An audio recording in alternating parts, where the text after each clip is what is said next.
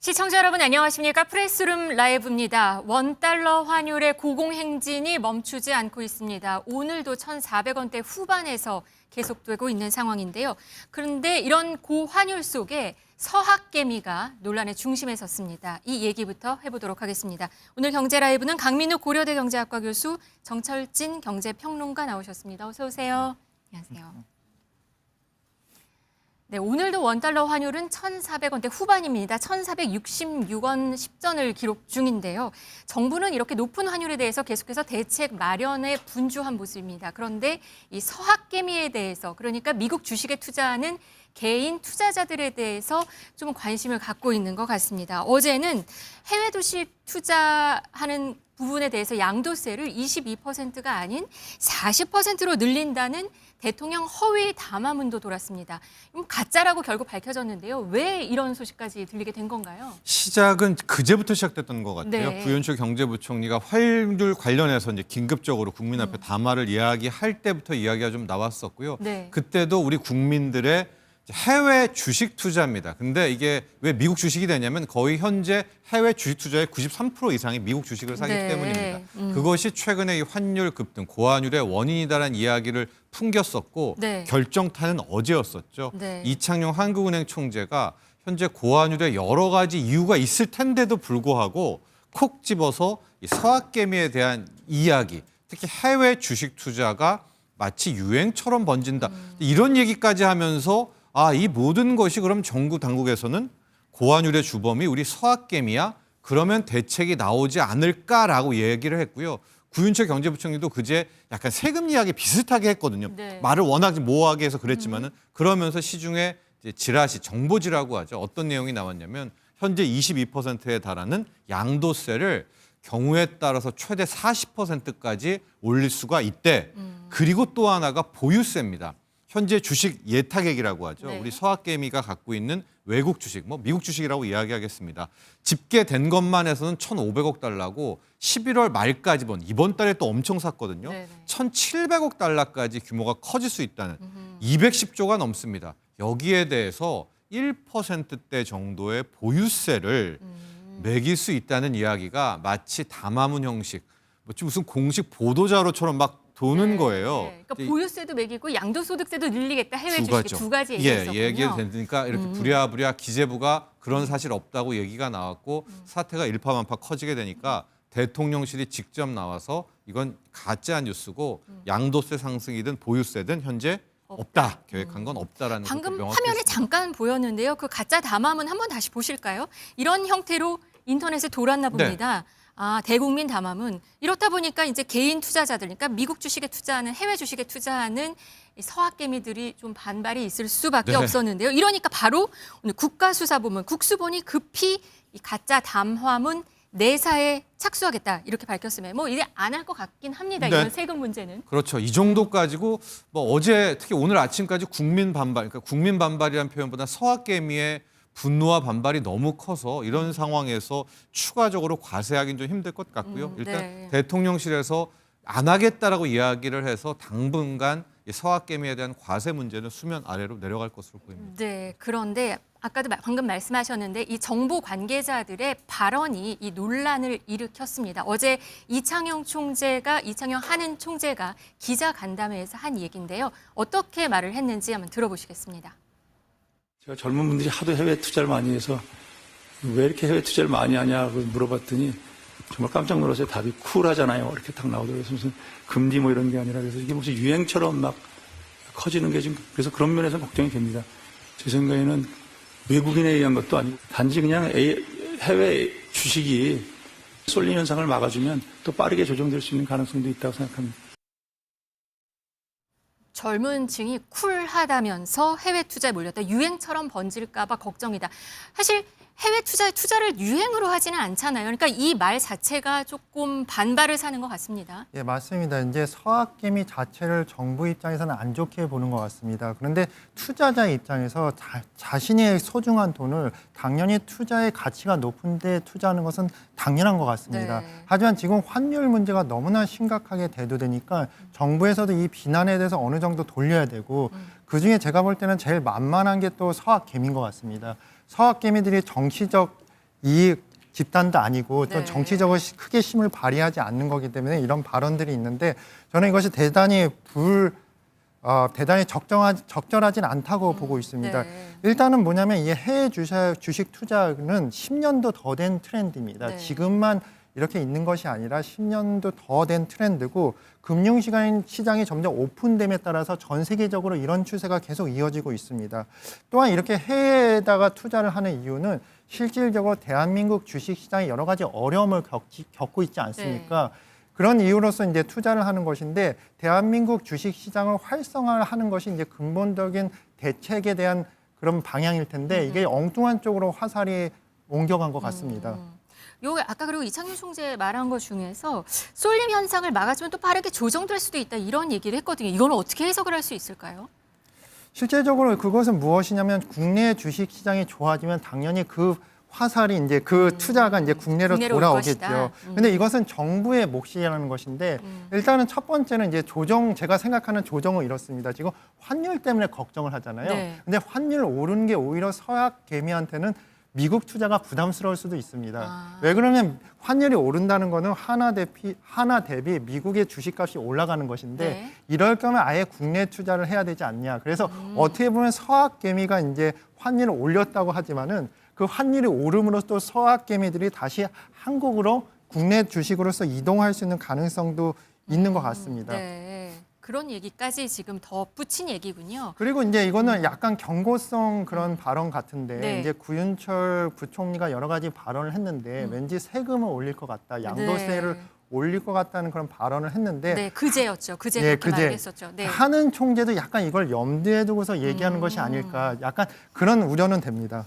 개인들 해외 주식 투자 규모 얼마나 지금 올라간 건가요? 네, 앞서도 얘기했지만은 이제 10월 말 기준, 11월 초 기준으로 네. 현재 수탁액이라고 하죠. 우리 서학개미들이 갖고 있는 미국 주식을 포함한 해외 주식의 규모가 1,565억 달러입니다. 근데 11월 들어서 정말 많이 우리 서학개미가 샀거든요. 네. 그래서 11월 말 이제 오늘 지나면 12월에 가집기가 나올 텐데 이게 거의 1,700억 달러까지 간다라고 하니까 네. 우리 외환 보유고가 한 4,200억 달러, 4,300억 달러 거기에 한 30% 이상 되는 사이즈를 우리 이제 많기는 서학개미가 들고 많네요. 있는 이제 그런 네. 대목입니다. 그러니까 거기에 1%대 보유세 뭐 이런 정보지가 도니까 네. 뭐 분노가 폭발할 수밖에 없었던 거죠. 근데 2019년에는 굉장히 86억원에서 지금 엄청 많이 올랐네요. 한 5년, 지금 7년 정도 된 이야기인가요? 네. 예, 그 굉장히 올랐던 이유는 여러 가지 이제 금융시장이 점점 오픈이 되는 것이죠. 지금 현재 집계되는 액수보다도 실제 더 많을 거라고 보고 있습니다. 네. 실제 정부가 집계하는 것은 공식적인 루트를 통해서 집계하는 것인데 점점 이것이 유행이 되고 또한 그 이유가 뭐냐면 미국 같은 나라는 기술 혁신이 계속됩니다. 그래서 오히려 뭐냐면 전통적인 제너럴 일렉트릭 뭐 그런 전통적인 회사 주식보다는 혁신 기업들 그 뭐 엔비디아든나 뭐 네. 그런 회사들이 점점 주식이 오르는데 우리나라는 그런 혁신 기업들이 없는 이유 없었죠. 없죠. 네, 그런 이유 네. 때문에 더욱더 미국 주식이 인기가 많은 것 같습니다. 네. 서학개미들 지금 온라인상에서 사실 뿔이 많이 났습니다. 그러면서 환율 오적이라는 표현까지 등장을 했습니다. 네, 환율 오적 이제 전문가별로 좀 다릅니다. 네. 저도 생각하는 환율 오적이 있고 이제 이게 하나의 뭐 서학개미 탓, 누구 탓이 아니라 여러 가지 요인들이라고 해서 이 5가지 요인들을 언급을 하고 있는데요. 표를 보시면 알겠지만 일단 국민연금이 너무나 해외 투자가 많다라는 겁니다. 거의 1,300조를 현재 운영하고 있는데 이 중에서 뭐 700조, 800조를 투자를 하고 있으니까요. 그리고 두 번째가 이제 서학개미 이야기. 표에서는 수업 수출 기업 래깅이라고 이야기를 했는데 저건 뭐냐면 현재 우리나라는 IMF 때랑 다르게 수출 기업들이 대기업들이 엄청난 경상수지 흑자를 내고 있거든요. 네. 근데 그 달러를 벌었으면 원화로 바꿔서 국내에 풀어야 되는데 그냥 홀딩을 하고 갖고 있는 있습니다. 거군요. 네. 그런 요인도 있었고 또 하나 트럼프라고 하는 것은 한미 관세 협상입니다. 우리가 이제 매년 200억 달러를 줘야 되는 부분인데 첫 번째 있잖아요. 해외 투자 네. FDI 쪽을 잡는 전문가들도 있는데 네. 저는 오히려 저 마지막 적은 정부라고 보고 있거든요.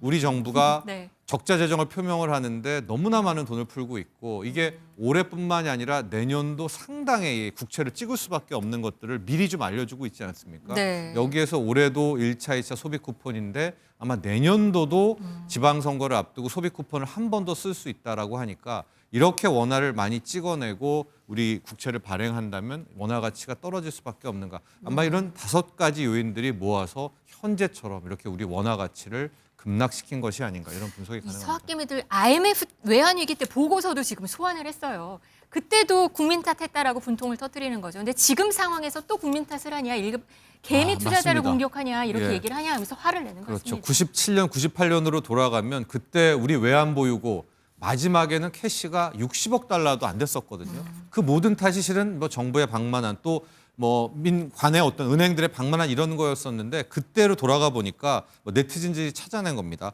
왜 IMF 외환 위기가 왔냐? 원인 중에서 국민들이 해외 여행을 많이 가서 그렇다 하고 그때 해외에서 당시에. 사치성 네. 소비재를 그때 저도 기억이 납니다. 뭐 쇼파 같은 거를 수입했다라고 해서 뭐 철퇴를 매긴다 이런 뉴스들도 만들고 그랬었는데 아니죠. 빙산의 일각인데 네. 마치 지금 모든 탓을 서학개미한테 돌리고 있는 것이 그때 IMF 외환위기를 연상시켰다라는 것을 반응하고 있고요. 네. 엄밀히 말하면은요. 지금 우리 환율이 1,500원, 1,600원 가도 현재 우리가 IMF 외환위기가 올 가능성은 매우 낮습니다. 그 이유 중에 하나가 실은 역설적으로 서학개미 때문입니다. 우리 그때 97년은 우리 국민들이 달러 없었거든요. 네, 그렇죠. 지금은 1,700억 달러를 갖고 있는 있네요. 거나 네, 마찬가지입니다. 네, 네. 예, 그 주식이기는 하지만 그런 차원에서 왜 이렇게 서학개미 탓을 하느냐 이런 반발들이 나온 겁니다. 어떻게 해야 돼요? 그러면 국내 경제가 사실 더 문제다. 사실 그거잖아요. 예, 이게 뭐 방법이 일단 평론가님 말씀에 동의하는 게 실제적으로 환율이 오른다고 그렇게 큰 걱정을 저는 하지 않습니다. 실제 환율이 오른다고 해도 또 이득 보는 집단이 있습니다. 기본적으로 수출 위주의 기업들은 수출이 더 잘 될 수가 있는 것이죠. 근데 제가 이제 걱정을 하는 것은 이 변동성입니다. 환율에 대해서 1,500원으로 갈 것이냐, 1,300원으로 갈 것이냐 전혀 예측이 불가능합니다. 이렇게 예측이 불가능한다면 기업들은 뭐냐면 실제적으로 투자 계획을 세울 수가 없거든요. 그래서 기업의 투자나 고용 계획이 멈춰 있다는 게 우려가 됩니다. 그리고 여러 가지 이제 비난을 하는데 저는 이제 뭐 환율 오적이라고 하는데 그 자체에 동의를 안 하지만 그 중에 이제 하나만 이유를 뽑는다면 그 트럼프 대통령이 아닐까 하는 생각이 듭니다. 트럼프의 목표는 그 아메리카를 다시 위대하게 만들기 위해서 다른 나라를 덜 위대하게 만들어야 되는데 그 대표적인 희생양이 이제 대한민국입니다. 결국 트럼프 대통령의 이제 관세 전쟁이나 또한 그 투자 요구 때문에 결국 뭐냐면 국내 경제도 불안해지고 그리고 이제 우리가 엄청난 그 외환 보유고를 미국에 투자로 내야 되니까 그것 때문에 뭐냐면 실제적으로 달러 유출에 대한 미래의 달러 유출에 대한 선반영이 돼서 이게 환율이 오르지 않았을까 그렇게 예측을 합니다. 네, 일단 국내 주식시장에 돈이 들어오는 그런 정책을 해야지 될 것 같은데요. 코스닥 시장 활성화 대책이 다음 달에 나온다라는 보도가 들리고 있습니다. 네. 뭐 나올까요? 이것 때문에 오늘도 국내 시장에 좀 차별화가 나오고 있거든요. 그러네요. 코스닥 예. 지금 2.7%나 오르네. 900 그렇습니다. 넘었네요. 예, 하고 네. 코스피 같은 경우에 지금 외국인들이 삼성전자와 하이닉스를 매도하면서 네. 오히려 근래 보기 드문 그- 과거까지는 네, 이제 네. 코스피가 올랐지 않습니까? 네. 이유를 좀 놓고 보니까 아마 당국에서는 이제 주식에 신경을 많이 쓰고 있는데 그동안에 철저하게 소외됐던 것이 개인 투자자 비중이 높은 코스닥입니다. 그래서 아마도 코스닥에 있어서 다양한 혜택을 좀 주지 않을까. 코스닥 기업에도 주고 네. 코스닥 투자자들에게도 세제 혜택을 줄 가능성이 높다라는 얘기를 이야기했고요. 이 정도 정부 당국에서 얘기했다면 상당 부분 대책이 곧 나올 발표가 거다. 나올 것이다라고 해서 우리 아마도 그 천스닥 준비입니다. 얘기했잖아요. 가능할까요? 지금 900이긴 하네요. 어느새 그래도 지수를 올랐네요. 이야기하는 거는 그렇기는 하지만 코스닥은 아주 두 개 업종이 답니다. 하나는 바이오, 하나는 2차 전지이기 때문에 이 두 개의 변동성이 상당히 커서 당국과 아마 또 요즘 연기금 기관 투자자 얘기들 많이 나오지 않습니까? 이런 부분이라면 어쩌면 이런 정부가 이끄는 주도가 이제는 코스닥 쪽으로 향할 수도 있겠다. 이런 전망도 해볼 수 있습니다. 네, 증시가 최근 출렁였는데요. 투자자들 그 사이에 또 금 투자를 그렇게 많이 했다고 합니다. 금 ETF에 또다시 돈이 많이 몰렸다고 해요. 님. 예, 맞습니다. 금은 대표적인 안전 자산이죠. 그거는 이제 인류의 시작, 고대로부터 가장 최고의 안전 자산입니다. 근데 그 이유 중에 하나가 금은 만들 수가 없습니다. 금이 어떻게 생성이 됐냐면 태양보다도 형님입니다. 태양계가 만들어지기 전에 우주에서 이제 만들어졌거든요. 네. 그래서 뭐냐면 엄청난 그 중성자별이라는 엄청난 무거운 별 두 개가 거의 광소에 가깝게 이제 충돌을 해서 만들어져서 태양계로 유입이 돼서 만들어졌거든요. 금이요? 예, 그렇게 네. 만들어졌습니다. 네. 그래서 이제 실제로는 금은 이제 만들 수가 없기 때문에 이것이 그래서 안전자산이 되는 겁니다. 우리가 모든 자산, 주식이나 뭐 상품이나 그 여러 가지가 다 인간이 만든 제품이지 않습니까? 근데 금은 유일하게 인간이 만들 수 없는 제품, 주어진 제품인 것 같습니다. 그래서 경제가 어려운 시기에는 당연히 이제 뭐 주식값도 어렵고 트럼프발 뭐 불확실성도 있기 때문에 그 자산들은 뭐냐면 실제적으로 가치가 떨어지거나 또는 새롭게 없어질 수도 있지만은 금은 유일하게 인간이 만들지 않는 영원 불면한 그런 자산이라고 생각을 해서 이거에 대한 다시 수요가 높아지는 것 같습니다. 네. 금 인기 이렇게 치솟는데요. 다이아몬드, 영원 불변이라고 했던 다이아몬드 가격은 그렇게 떨어진다고 합니다. 거의 몰락 수준이라고요? 그렇죠. 네. 에브리띵 랠리 중에서 특히 광물 가격들 다 최고가거든요. 올랐죠. 네. 구리 가격도 최고가를 찍었고 유가 하나만 트럼프가 눌러서 반값 유가인데 거기에 광물 중에 하나가 다이아였습니다. 오히려 다이아는 2022년께가 고점을 최고였네요. 찍었었고요. 그 그렇네요. 대비해서는 네. 거의 40% 넘게 네, 그 반토막 정도네요. 가까이가 이제 떨어지게 된 그런 건데요. 아마도 이번에 네. 광물들, 금 랠리, 은 랠리 뭐 이런 에브리띵 랠리 중에 하나는 돈 가치가 높고 있기 때문에 상대적인 가치가 올라간 건데요.